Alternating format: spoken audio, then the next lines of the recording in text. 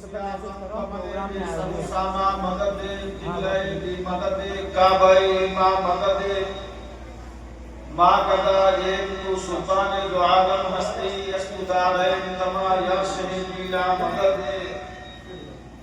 بگر تابے بلا استاد کشتی ضعیفان شکستہ رات کشتی وحق خواجہ عثمان ہارون مدد دنیا معین الدین چشتی است فیل سید سالار مسعود زمان شیر حق شاہ شہیدہ فاتح ہندوستان فاتح و غالب کنن بر ہر یکی از دشمنان ہم برا خوشحال کرتا اے خدای دو جہان. محترم حاضرین السلام علیکم ورحمۃ اللہ وبرکاتہ.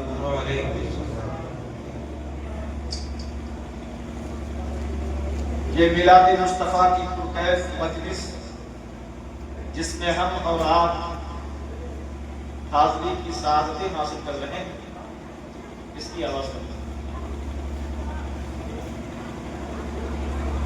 یہ خدائے بزرگوں برتر کا بے حد شکر و احسان اور فضل و کرم ہے. اور سونے پہ سہاگا یہ ہے کہ عالم نبیل فاضل جلیل اولاد رسول حضور سیدی سرکار دانش میاں صاحب غلام محمد الہلانی والنوامی اپنے برادر صغیر کے ساتھ بدن سے نفیس ہمارے اور آپ کے درمیان جلوہ فرما. یقیناً ایسی دعظمت شخصیات کی جلوہ فرمائی اس بزم کی قبولیت کی دلیل ہے. چونکہ یہ خانقاہی مجلس ہے اس لیے آج میں کچھ باتیں اپنی معلومات کے مطابق آپ حضرات کے سامنے اسی خاندان پاک کے تعلق سے کچھ عرض کرنے کی کوشش کریں. اللہ تبارک و تعالیٰ ان بزرگوں کے فیوز و برکات سے ہمیں آپ کو اور جتنے بھی افراد اس خاندان شریف سے منسلک ہیں اور متعلق ہیں اللہ تبارک و تعالیٰ ان بزرگوں کی برکتیں عطا فرمائے. ایک مرتبہ ادب کے ساتھ درود پاک سنا دیں. اللہم صلی علی سیدنا مولانا محمد الفاضل الجود والکرم وعلی آلہ واصحابہ وبارک وسلم. صلاۃ و سلام علیک یا رسول اللہ صلاۃ و سلام علیک یا حبیب اللہ صلی اللہ علیہ وسلم. وقت مختصر بھی ہے اور بہت سارے میرے برادری کے اشخاص یہاں پر جلوہ فرما ہیں جو میری طرح میری جگہ پر کھڑے ہونے کے متمنی ہیں.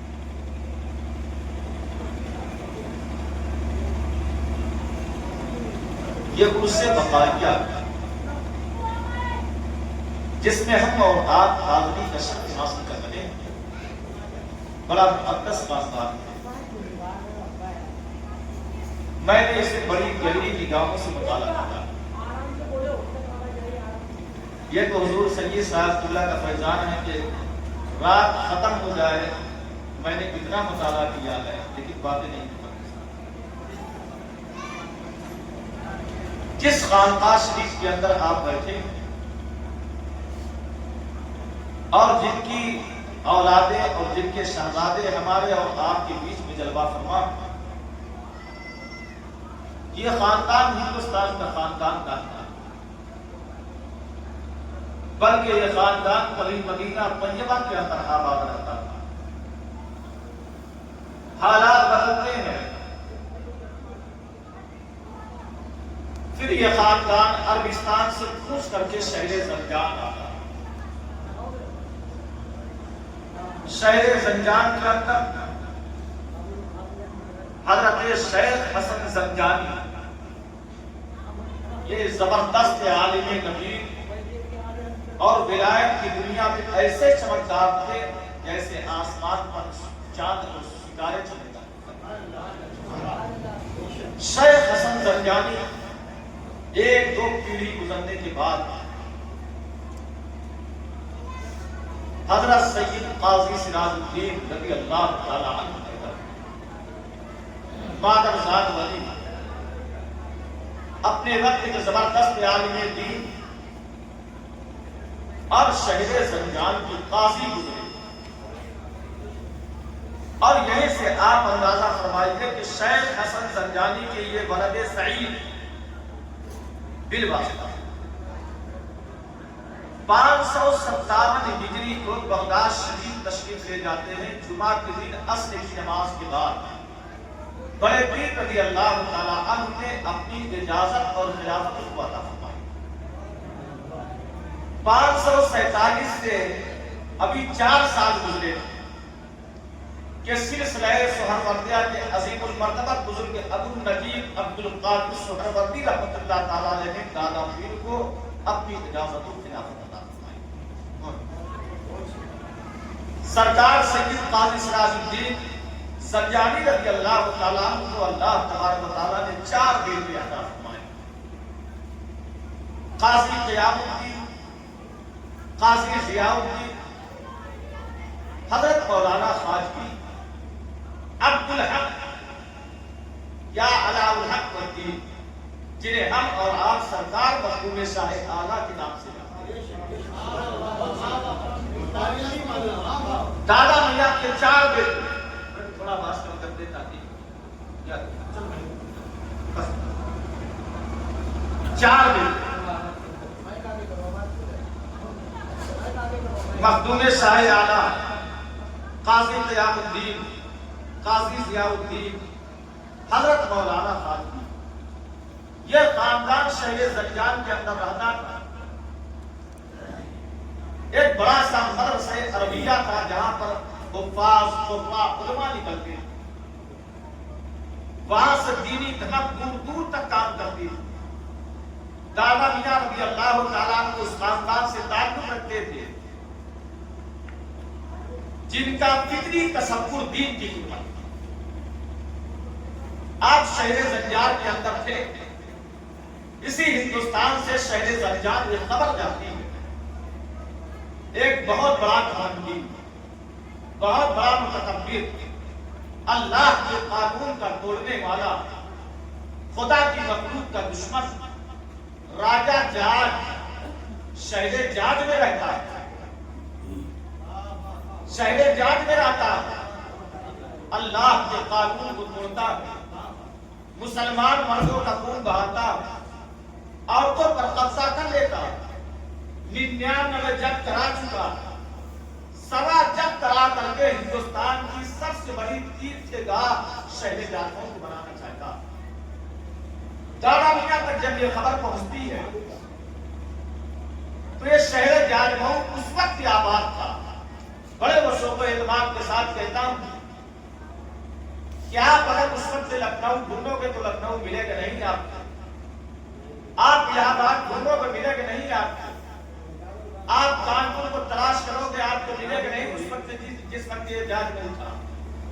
ادھر یہ جاج مئو کا علاقہ بستی تھی، یا اندر اودھ جسے ایودھیا کہا جاتا، یا تو الہ آباد سے پہلے آپ جسے کوشانتی کے نام سے جانتے ہیں وہ، باقی ساری کی ساری کھاڑیاں، سارا کا سارا جنگل، ایک دھاندار بادشاہ نہایت ہی متکبر دادا میاں رضی اللہ تعالیٰ عنہ کو معلوم ہوا تو آپ نے اپنے 2 مریدوں کو بھیجا، ایک نام شہید مکتوب اور ان کے چچا زاد ایک بھائی تھے جن کا نام حضرت عبد اللہ شاہ، ان کے ساتھ چند دیگر خادموں کو لگایا اور کہا جاؤ راجہ جاج کو پیغام دو اور کہو کہ اللہ کی مخلوق پر ظلم و ستم سے باز آ جائے تاکہ اس کا راج اور بھار سب سلامت رہے۔ دادا میاں سرکار کے یہ دونوں قاصد منزل طے کرتے ہوئے شہر جاج میں تشریف لائے اور گیٹ کے سامنے کھڑے ہو گئے، اور اس وقت راجہ جاج کا یہ نعرہ تھا کہ اگر اللہ اکبر کہنے والا ہندوستان کے اندر ملے تو اس کی گردن مار دی جائے۔ اب یہ دونوں حضرات چند ساتھیوں کے ساتھ راجہ جاج کے گیٹ پر جب کھڑے ہوئے، چہرے پر داڑھی، سر پر ٹوپی، لنگی اور کرتا، مکمل درویشانہ لباس پہنے ہوئے آپ نے کہا، اس نے کہا تم کون ہو، کہاں سے آئے ہو، کس نے بھیجا ہے؟ ساتھ ساتھ بتا دیا، شہر زنجان کے قاضی حضور سیدی سرکار مخدوم قاضی سراج الدین رضی اللہ تعالیٰ عنہ کے حقیقانی، انہوں نے اپنا قاصد بنا کر کے تمہارے پاس ایک پیغام لے کر کے ہمیں بھیجا، یہ خط ہے۔ حضرت نے فرمایا ہے کہ اللہ کی مخلوق پر ظلم و ستم کے پہاڑ توڑنے بند کر دو اور اچھی طرح اللہ کی مخلوق کے ساتھ برتاؤ کرو، تاکہ اللہ تمہارے راج اور بات کو سلامت رکھے، بجائے اس کے کہ راجہ جان حق کو قبول کرتا۔ مخدوم پاک دادا میاں کے ایک فلس دادا جو آئے تھے تو اپنے ہاتھ کی تلوار سے کاٹا، راہ خدا میں شہید ہو گئے۔ پیر پیر ہوتا، پیر کا حق بات سے بڑا ہوتا، کبھی اس پر گفتگو کروں گا۔ ادھر یہ شہید ہوئے، رفتہ رفتہ یہ خبر شہر زنجان پہنچی۔ جب دادا میاں سرکار کو یہ خبر لگی کہ میرے غلاموں کا قتل شہر جانباؤں کے اندر راجہ جان نے کر دیا، دادا میاں بلک پر نہایت قلق کے ساتھ اپنی گدی سے اٹھے۔ آپ کے ایک بھائی تھے جن کا نام عبدالصمد زنجانی، عہدۂ قضا وہاں ان کو عطا فرمایا اور اپنے چند درویشوں کے ساتھ شہر زنجان سے نکلے۔ آپ کے تین بیٹے قیام الدین، ضیاء الدین، مولانا خادمی دادا میاں کے ساتھ علاء الحق الدین، شیخ عبدالحق جنہیں مخدوم شاہ اعلیٰ کہا جاتا ہے، اپنے بھائی کے حوالے کیے۔ دادا میاں آئے، لاہور پشاور ہوتے ہوئے دہلی تشریف لائے۔ دہلی میں اس وقت الدین ایبک کا زمانہ ہے۔ دیکھا کہ شہر زنجان کے قاضی ہیں، اولاد رسول ہیں، تشریف لائے ہیں، تو اس نے کہا سرکار خیر ہے، آپ نے ساری سر گزشت بیان کیا، یہ ٹھہرنے کا وقت نہیں ہے، میرے غلاموں کو ظالم نے مارا ہے، اس لیے میں نے یہ بات گاڑ باندھ کر کے رکھ لی ہے، یا تو راہ خدا میں میں بھی غلاموں کی طرح شہید ہو جاؤں گا، اور یا تو میں ظالم کے ظالمانہ روش کو سیفرے کردار تک پہنچاؤں گا۔ دادا میاں الدین ایبک کے روکنے پر رکے نہیں، تشریف لائے۔ کہتے ہیں 598 ہجری کا زمانہ تھا۔ دادا میاں آئے، مکمل سنتوں کے لبادے میں لبادہ اوڑھے ہوئے راجہ جاج کے دروازے پر کھڑے ہوئے۔ راجہ جاج کو معلوم پڑا تو اس نے کہا یہ کون کرتے ہیں جو یہاں آیا؟ تو آپ نے فرمایا کہ جس کے غلاموں کو تم نے قتل کیا ہے اسی کا آقا آیا۔ راجہ جاج نے کہا تم یہاں سے چلے جاؤ۔ آپ نے فرمایا ہم محمد عربی کا کلمہ پڑھنے والے، ہم جہاں قدم رکھتے ہیں ہمارے قدم پیچھے ہٹتے نہیں ہیں، یا تو چھاتی تان کر زمین پر رہتے ہیں ورنہ شان سے زمین کے اندر لے جاتے ہیں۔ ہم آ گئے ہیں تو واپس جانے والے نہیں ہیں۔ راجہ جاج نے کہا تو پھر دعوت جنگ قبول کیجئے۔ آپ نے فرمایا الحمدللہ یہ ہمارے بزرگوں سے ہماری وراثت ہے، ہم جنگ کو قبول کرتے ہیں۔ اللہ اکبر، وہ ہاتھ جن ہاتھوں میں کل تک تسبیح تھی، وہ کندھے جن کندھوں پر مسلح تھے، وہ سر جن سروں پر صرف پیمانہ اور ٹوپیاں تھی، دادا میاں نے اپنے درویشوں کو تیار کیا، مسلح رکھ دیے، تسبیح ایک جانب رکھ دیا، ہاتھوں میں تلوار لی۔ واللہ عظیم، ایک دو دن نہیں بلکہ 38 دن تک دادا میاں سرکار راجہ جاج کا مقابلہ کرتے رہے۔ راجہ جاج اور آپ کے ساتھی بڑے بڑے کفار و فجار کو اپنے ہاتھ کی تلوار سے کاٹ کر کے جہنم پہنچاتے ہیں۔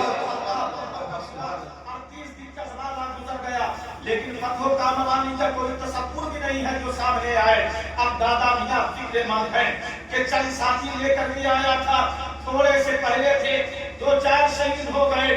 رات کا وقت ہے، دادا میاں مصلی پہ بیٹھے ہیں، تہجد کی نماز ادا کر کے اللہ سے مناجات کر رہے ہیں۔ اے مالک فتح عطا فرما دے، اے مالک فتح عطا فرما دے۔ آپ کی دعا قبول ہوتی ہے، غیب سے آواز آتی ہے، اے بندے جاج موت کا واقع ہونا تیرے مقدر میں نہیں ہے، بلکہ تیرا وہ بیٹا جسے علاء الحق الدین کہا جاتا ہے، جو اس وقت شہر زنجان میں ہے، اس کو بلا لے جاج موت میں، ابھی زمین اس کے قدم کو چھونے گی، کامیابی اس کے قدموں کا بوسہ لے گی۔ مخدوم شاہ اعلیٰ کو زنجان چھوڑ کے آئے تھے، दादा मियाँ यहाँ जात शरीफ के अंदर थे। अब अगर कोई घोड़ा से जाता, ऊंट से जाता, तो बताओ महीनों आने जाने में लग जाते। लेकिन अल्लाह अज़ीज़ मुसल्ले पे बैठे बैठे एक वली की ताकत देखे, दरवेश कामिल की निगाह देखे, वही मुसल्ले पे बैठे बैठे आवाज देते हैं, बेटा मखदूम शाह आला संजान में बैठने का वक्त नहीं है, जाग मऊ आ, यहाँ की जमीन तुझे आवाज दे रही है। दादा मियाँ यहाँ से इरशाद फरमाते हैं, बेटा आ जा। मखदूम शाह आला वही बैठे बैठे अपने बाप की आवाज को सुन लेते हैं, हिंदुस्तान की तरफ आकर के खाने के लिए खड़े हो जाते हैं। मैं आपसे कहना चाहता हूँ, ये कौन मुसलमान है? आज से 850 साल पहले का हिंदुस्तान का मुसलमान है, जिसे हम मखदूम शाह आला कहते हैं, जिसे हम काजी सिराजुद्दीन कहते हैं, जिसे सदरुल शहीद पराकानपुरी कहते हैं, जिसे गौस मोहम्मद नूरी कहते हैं, जिसे मखदूम बगबगी के नाम से हम जानते हैं। ये हिंदुस्तानी मुसलमान है। और इतना नजर जागे है कि अगर हिंदुस्तान का मुसलमान अगर आवाज देता है तो संजान का मुसलमान सुन लेता है। हम जानते हैं कि दादा मियाँ नबी नहीं है, हम जानते हैं कि मखदूम शाह आला नबी नहीं है, ये भी वली है, वो भी वली है। एक वली हिंदुस्तान से आवाज देता है तो दूसरा वली संजान में सुन लेता है। अरे जब वलियों के कहानी इतने अच्छे हैं तो इन वलियों के नबी जो गुम्बद खजरा में लेता है। नारे तकबीर, नारे तकबीर, नारे रिसालत, नारे रिसालत, उलमाए अहले सुन्नत, उलमाए अहले सुन्नत, नारे हैदर। जब इनकी समाज इतनी तेज है तो अल्लाह को जो गुम्बद खजरा में लेते हैं तो उनके हाथ तो यदुम्बा है, उनका सीना तो अलम नस्रा लगा सदरा है, उनका सदर तो सुभान नबी नस्रा है, उनकी आंखें तो नज़्म हवा है। अल्लाह की कसम जब गुलामों की शान ये है तो वो तो महबूबुल आलमीन है, वो गुम्बद खजरा में लेते हैं। दुनिया के किसी भी कोने से उनका कलमा पढ़ने वाला उम्मती जब भी दर्द भरी दिल से आवाज निकाल के रसूल को पुकारता है, रसूल सुनते भी हैं, रसूल मदद करके मुश्किलों को दूर भी फरमा दिया करते हैं। अल्लाह वो सुन लेंगे, फंजाब तो पहुंचेंगे, इतना भी तो हो कोई जो आ करे दिल से, जो आ करे दिल से। अल्लाह अकबर कबीरा। सरकार मखदूम शाह आला रज़ियल्लाहु ताला अन्हु उठ करके खड़े हुए, वो भी चले। और चलने के बाद हजरात ये वो घराना है जो पुराने से इल्मी घराना, जिस घराने में मुहद्दिस, जिस घराने में मुजद्दिद, जिस घराने में फकीह, जिस घराने में मुफास पैदा होते आ रहे हैं। देखो दादा मियाँ के बेटे सरकार मखदूम शाह आला रज़ियल्लाहु ताला अन्हु, ये कौन है? ये बड़े पीर के एक शागिर्द थे, अबुल फराह अल्लामा अब्दुल रहमान इब्ने जौजी, उनके शागिर्द है सरकार मखदूम शाह। एक वास्ते से बड़े पीर के शागिर्द थे। अब ये संजान से निकले, दिल्ली आए, कुतुबुद्दीन ऐबक का जमाना रोका, 3 दिन रुक गए। जब चलने लगे कुतुबुद्दीन ऐबक ने थोड़ा सा लश्कर किया। अब सरकार मखदूम शाह आला जान मऊ आए। कब आए? 599 हिजरी में आए। ये रजब शरीफ का महीना था, इसीलिए आप तशरीफ ले आए। अल्लाह अकबर कबीरा। अब वो खानदान जो पहले मदीना में था, फिर जंजान में था, अब वही खानदान जागमऊ के अंदर तशरीफ लाया। 15 रजब 599 हिजरी है, तो शंबा का दिन गुजरता, रात आती है। दादा मियाँ ने मखदूम शाह आला के हाथों को अपने हाथों में लिया और कहा, बेटा जागमऊ की फतेह मुबारक हो, और मैं जा रहा हूँ। सुबह साजिद का वक्त था, ज़बान पर कलमा तैयबा जारी हुआ। दादा मियाँ का विसाले को मलाल हुआ, इन्ना लिल्लाहि व इन्ना इलैहि राजिऊन। इधर जंग बंद थी। राजा जाज ने कहा, बात मर गया, वैसे ही तुम भी मारे जाओगे। आपने फरमाया 3 दिन गुजरने दे, मेरी आंखें देख रही हैं कि इस हिंदुस्तान की जमीन पर मेरा जनाजा नहीं, تیرا جنازہ مجھ سے پہلے دفن ہونے والا ہے۔ 3 دن کے بعد جو سرکار مخدوم شاہ اعلیٰ نے طبلِ جنگ بجا کر کے اعلان جنگ فرمایا ہے، واللہ العظیم یہ کوئی مبالغہ نہیں ہے، یہ شہزادہ جسے مخدوم شاہ اعلیٰ کہتے ہیں دادا میاں کا بیٹا ہے، 1-2 دن تک نہیں 36 دن تک ایسی جانبازی کے ساتھ دشمن سے لڑتا رہا کہ جب یہ لڑتا تھا تو صدیق کی صداقت جھلکتی تھی، عمر کی عدالت جھلکتی تھی، عثمان کی سخاوت چمکتی تھی، علی کی شجاعت کے جوہر دکھاتا تھا۔ 36 دن لڑتے لڑتے جب دیکھا کہ ہاتھ کی تلوار بیکار ہے، یہ فتح نہیں کر سکتی ہے، تو وہی جذبہ شیر خداوندی بیدار ہوتا ہے۔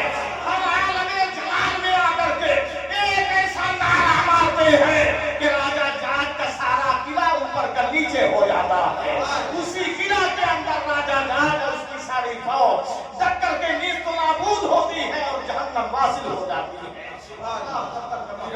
60 سال تک سرکار مخدوم شاہ اعلیٰ 60 سال تک جاٹ شریف کے اندر رہے۔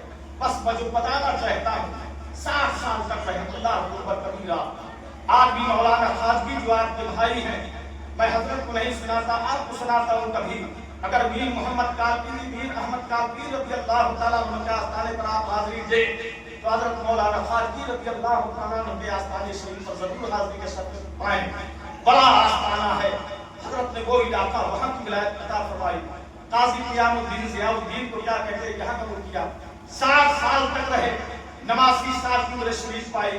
یہ خاندان جاٹ شریف کے اندر رہا، حالات بدلتے رہے، زمانہ گزرتا رہا، پھر عالم یہ ہوا کہ یہ صفی پور شریف جو بڑی پرانی خانقاہ ہے، یہ تو ان کا کرم ہے کہ ہم جیسے بھیک منگے اس خانقاہ میں آتے جاتے رہتے ہیں، حضرت کی قدم بوسیاں کرتے رہتے ہیں، سرکار کی خدمت قبول فرماتے ہیں، ورنہ خدائے بزرگ برتر کی قسم یہ صفی پور شریف یہ وہ مقدس بارگاہ ہے کہ بڑے بڑے بادشاہوں کی آرزوؤں کا جنازہ نکل گیا، لیکن صفی پور شریف آنا منظور نہیں ہوا ہے۔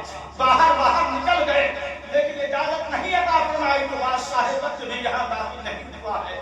یہ تو ان کا کرم ہے اور ان شہزادوں کی نظر عنایت ہے کہ جب بھی کچھ ہوتا ہے ان شہزادوں کے صدقے ان سرکاروں کی زیارت کا سب سے ہمیں اور آپ کو مل جاتا ہے۔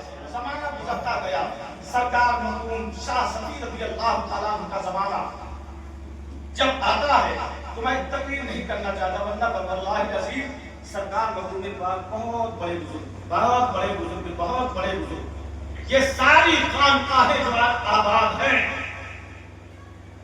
یہ کہا جائے کہ ام خانقاہ ہے، یہ بیجا نہیں بلکہ بتا کوئی ایسی خانقاہ بتا دیں کہ جہاں کا سلسلہ نہ پایا جائے۔ بہت بڑے بزرگ اور عالم کے جو زبان سے نکلتا تھا وہ وہی جاتا، جو حضرت کے جد کریم تھے انہوں نے پہلے پیشین گوئی کی تھی کہ میری اولاد میں ایک ایسا شہزادہ پیدا ہوگا کہ اسی کے نام پر یہ جگہ آباد ہے۔ آپ دیکھیے مخدوم شاہ صفی کے نام سے یہ جگہ آباد ہے اور حضرت ہی کے وسیلے اور آپ ہی کے طرح منسوخ کر کے یہ جگہ پہچانی جاتی ہے۔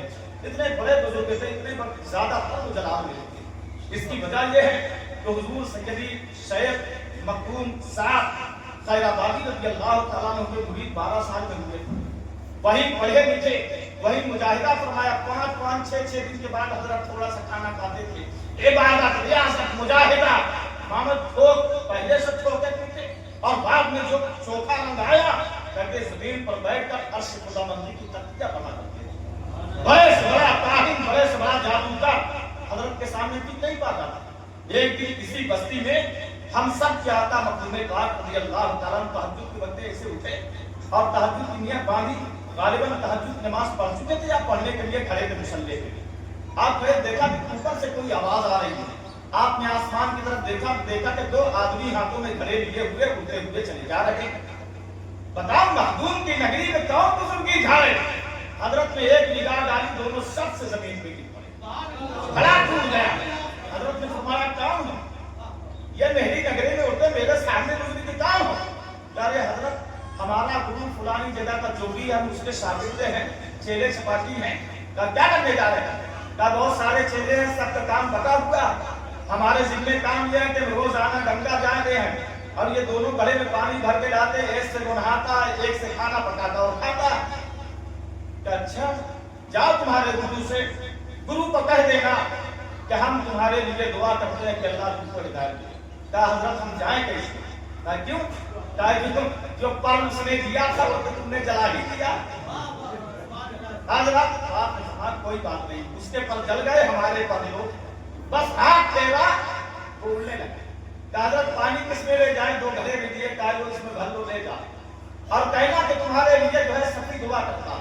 یہ دونوں جب گنگا گئے پانی لیا، اور پانی لینے کے بعد بڑے والے جوگی کے پاس پہنچے تو اس نے کہا دیر کی ہوئی تو سارا ماجرا بیان کیا۔ کہا ٹھیک ہے اس مسلمان سے ہم صبح ملیں۔ دونوں کو دوسرے دن لیا اور مخدوم پاک کے آستانے پر آیا، حال چال پوچھا، اور اس کے بعد بات چالو ہو گئی۔ بات چیت چالو ہوتے ہوتے اس نے کہا تم دکھاؤ کچھ ہم دکھائیں؟ تو آپ نے کہا نہیں تم ہی دکھا، دکھا کیا دکھاتا ہے؟ کہا بتاؤ کیا دکھاؤ؟ تو آپ نے فرمایا اچھا بغداد کی خبر لا، بغداد میں کیا ہوگا؟ بغداد میں آج لوگ یہ کہتے ہیں ندی تو پیر کے پیچھے کی خبر نہیں، اور یہاں مخدوم پاک ایک نجومی سے کہہ رہے ہیں، جوگی سے کہہ رہے ہیں کہ ہندوستان میں دیکھ بغداد میں کیا ہوگا۔ وہ تھا بڑا حال، آج بند کیا کہ حضرت بغداد سو رہا۔ کہا اچھا تھوڑی دیر بعد دیکھنا، تھوڑی دیر بعد کہا حضرت بغداد جگ گیا ہے، دکانیں کھل رہی ہیں، لوگ جھاڑو لگا رہے ہیں، کچھ لوگ آواگمن کر رہے ہیں۔ کہا اچھا، پھر تھوڑی دیر کے بعد کہا اچھا دیکھ اب کیا ہوگا؟ کہا حضرت سب لوگ جگ رہے ہیں، دکان کھل گئی ہے، اور ایک بوڑھا ہے ایک ٹوکری لیے، اس میں 5 انار ہے، اس کو بیچے بغداد جا رہا بازار۔ کہا اچھا، کہا اب بوڑھا کیا کرتا ہے؟ کہا انار بیچ رہا۔ کہا اچھا انار بیچ رہا۔ کہا تھوڑی دیر بعد کہا پھر دیکھ۔ کہا حضرت وہ انار بیچ کے بوڑھا گھر جا رہا۔ کہا اب انار کے بارے میں بتا، اب انار کے بارے میں بتا، بوڑھا تو گھر جا رہا ہے، انار بک گئے، انار کس نے خریدا وہ بتا۔ اب یہ دائیں دیکھا بائیں دیکھا، اتر دکھن پورا پچھم، زمین کو اوپر نیچے، کا حضرت بوڑھا تو بیچ دیا لیکن کس کے ہاتھ بیچا وہ نہیں ملا۔ میں زمین کے اندر دیکھ لیا، زمین کے اوپر اتر دکھن پورا پچھم دیکھا، لینے والا بیچنے والا تو دکھ رہا، لینے والا نہیں مل رہا۔ دیکھ لے، حضرت پوری طاقت خرچہ کر ڈالی، خدا کی قسم لینے والا نظر نہیں آ رہا ہے۔ آپ نے فرمایا اے مرید، کیا میرے گھر کے فلانے طرف پر وہی بغداد کے 5 انار رکھے ہیں؟ جب مرید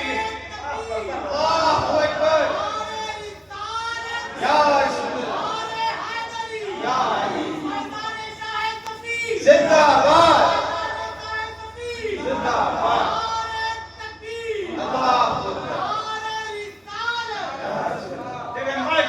کمی ہے کیا؟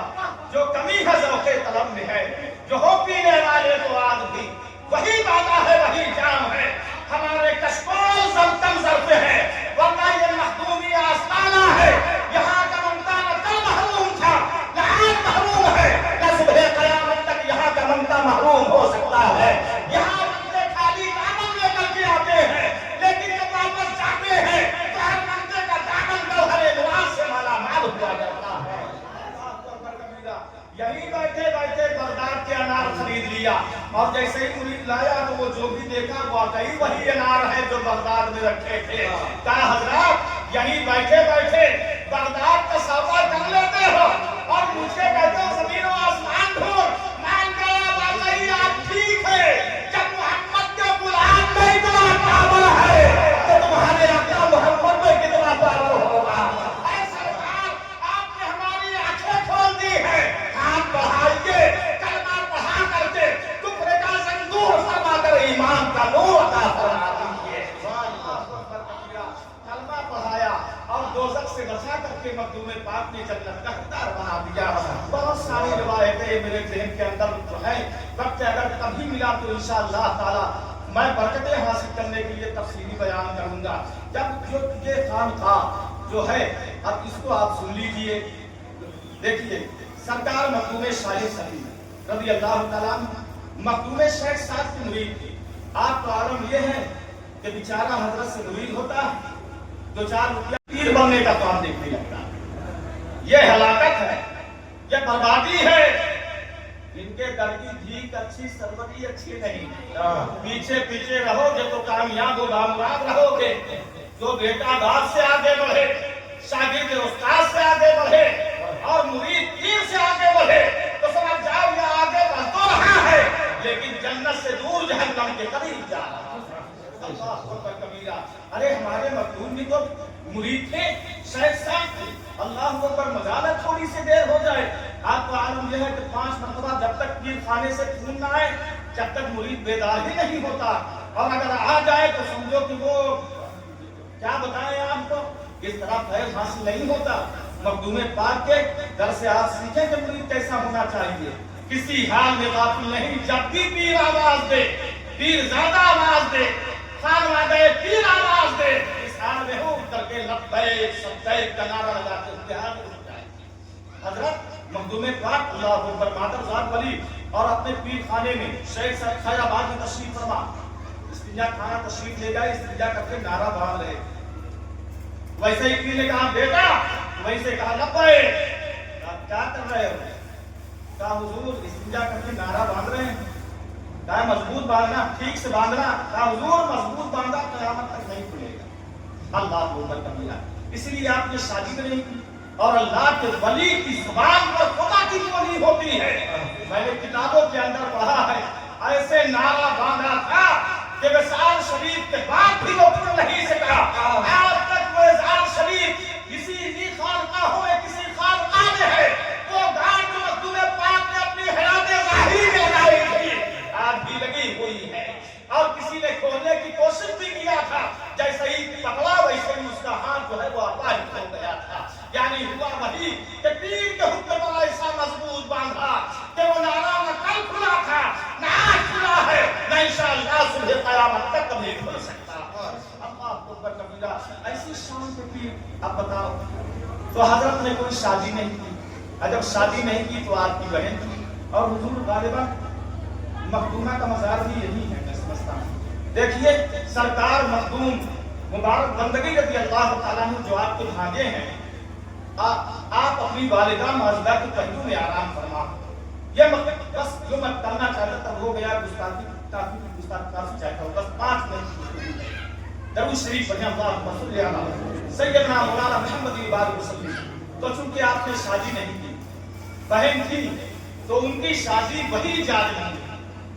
مخدوم شاہ اعلیٰ کے 8ویں پشت میں ایک شہزادے کے حضرت شیخ ملک، ان کے ساتھ سرکار مخدوم شاہ اعلیٰ رضی اللہ تعالیٰ عنہ کی حقیقی بہن کی شادی ہوئی، اور جب شادی ہوئی تو ایک شہزادے پیدا ہوئے جو آپ کی حضرت کی خانقاہ میں حضرت کے پہلو میں حضرت بندگی میاں رضی اللہ تعالیٰ عنہ جلوہ فرما بھانجے۔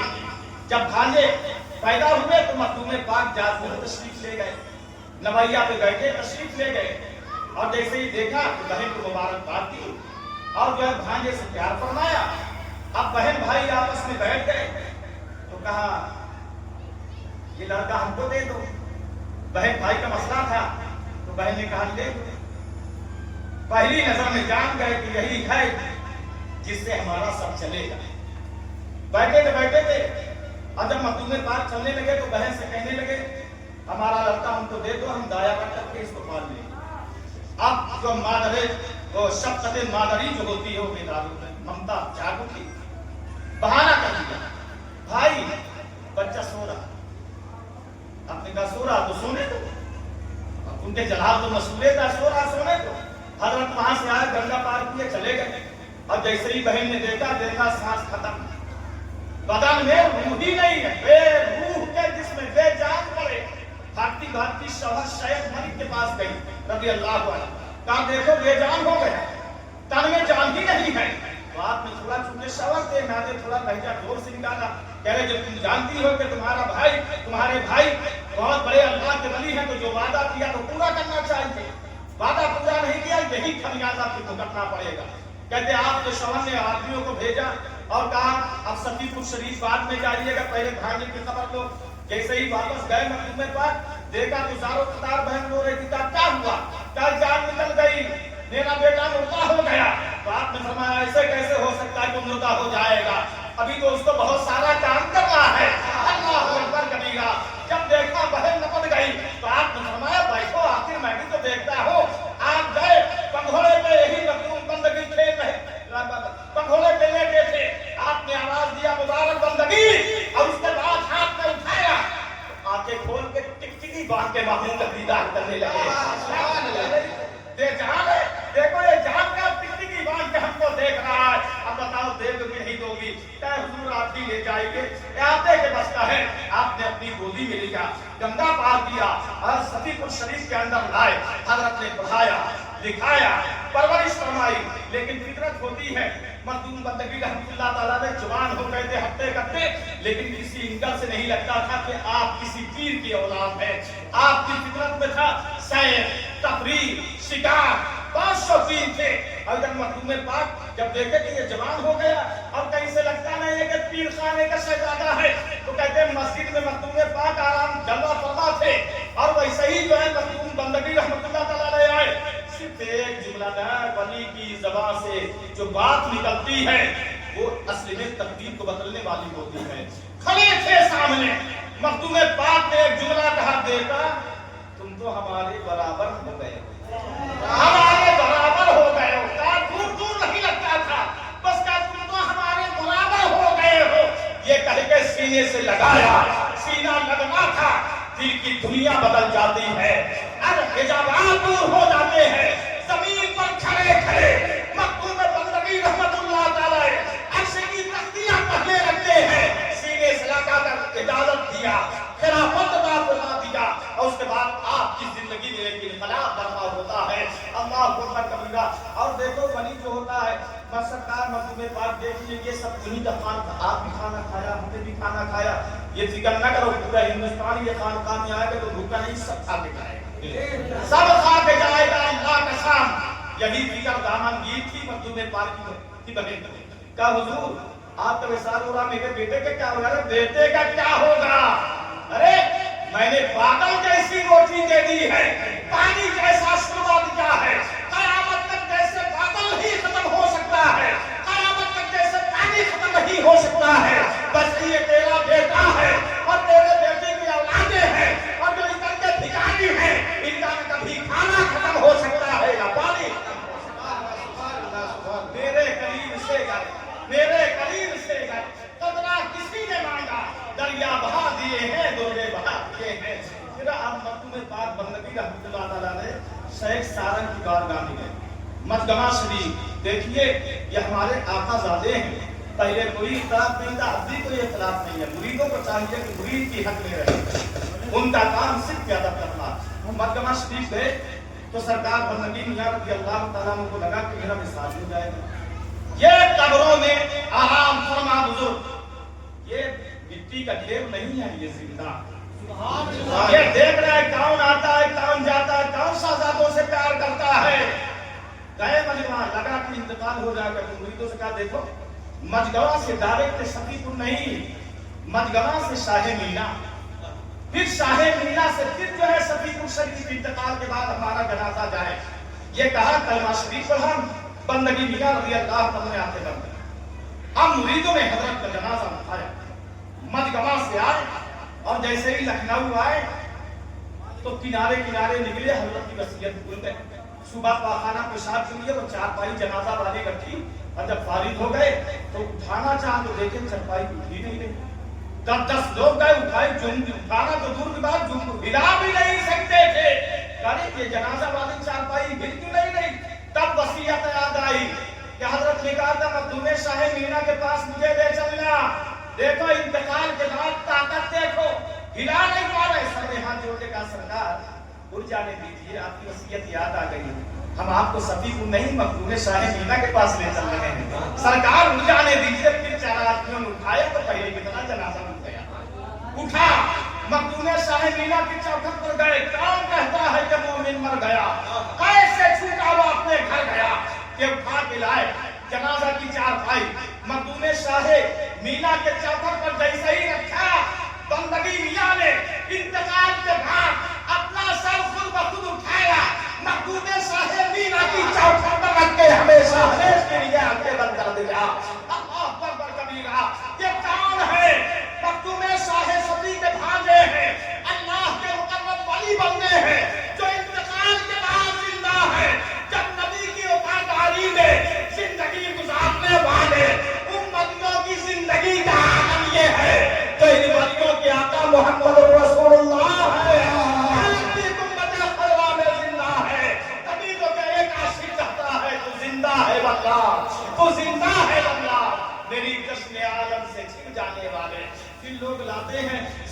शरीफ में हजरत को यहीं पर हजरत के बाजू में आराम करने के लिए लेटा देते हैं। ये देखिए, ये दूसरे लफ्जों में सफीकुल शरीफ नहीं, अगर मदीनतुल औलिया कहा जाए तो बेजा नहीं बल्कि बजा है।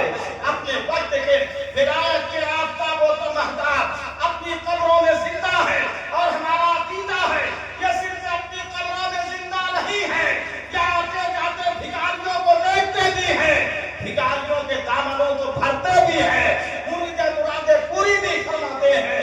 खुदा की रहमतें हो ऐ अमीरे कारवां, तुझ पर फना के बाद भी बाकी है शान रहबरी तेरी। वमा अलैना।